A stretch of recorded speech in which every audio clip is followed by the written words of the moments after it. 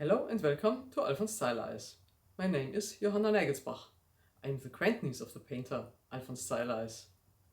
Now Alfons Zeileis finally has his own family. Did you see the elaborate dresses of Elisabeth, Johanna and the other women?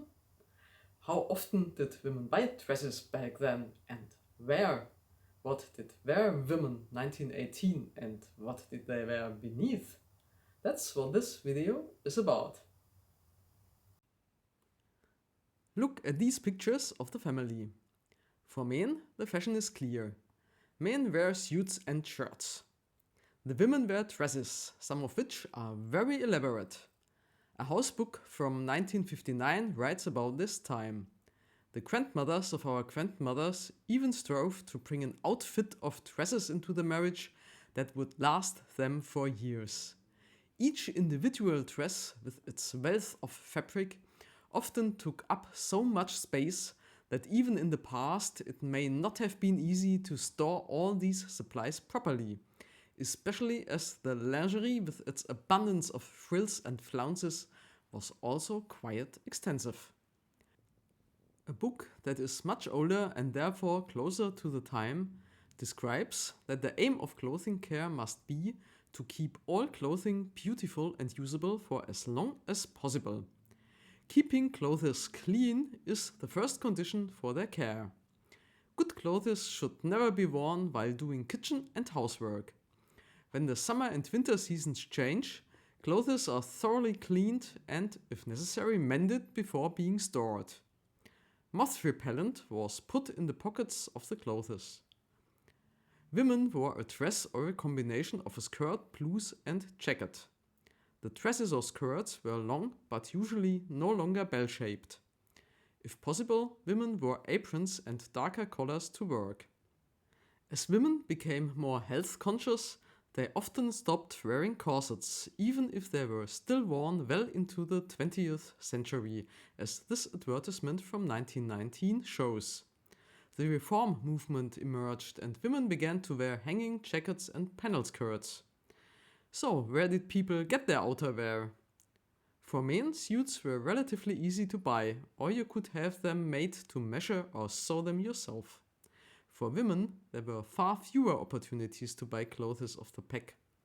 Although there were a few ready-to-wear stores in the big cities like here in Munich, they were not widespread. Women's dresses were often custom-made. I was told from the area around Neustadt an der Weinstraße that the dressmaker came to the house twice a year. New clothes were made and old ones mended.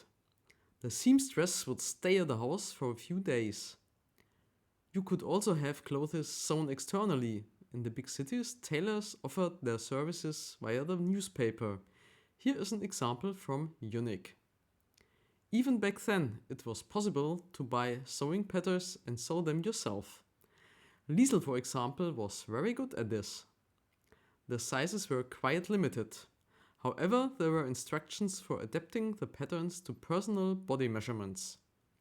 The patterns were not only available for outerwear, but also for underwear. This sewing pattern is for so-called open trousers. Underpants for women only became widespread from around the middle of the 19th century. They were usually knee-length and consisted of two legs sewn together. They were open at the back. This enabled women who usually wore long skirts to relieve themselves wherever they stood without the hassle of undressing. Underpants like these were sometimes still worn until the middle of the 20th century.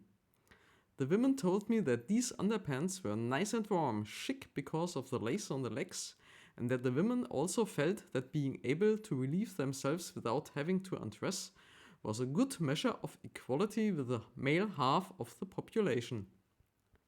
With the reform movement, women increasingly wore closed underpants for sports and other activities. In the same magazine from which the pattern for the open trousers comes, there is also this pattern for the closed trousers.